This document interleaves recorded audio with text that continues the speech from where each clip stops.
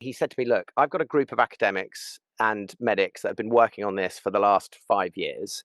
We think it's a business, but we don't know anything about business. Would you come and talk to us and see whether or not there's something in it?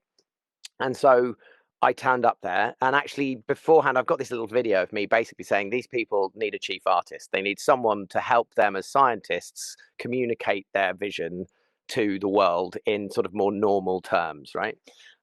Maybe normal's not the right word, but like just understandable.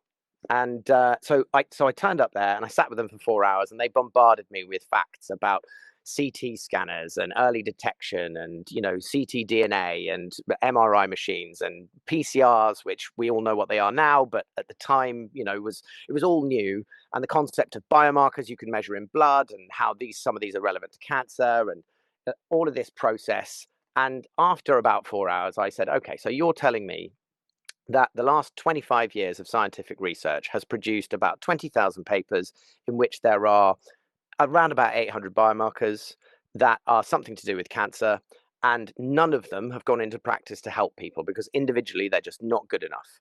But you think there's small amounts of signal that's spread out across those markers that you can use machine learning to aggregate into a strong signal that actually is useful and tells you something about whether or not a patient has cancer.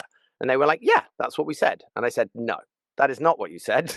But if it's what you think you said, then I have understood your idea. I love it. I think it's great. And yes, let's make this happen, right?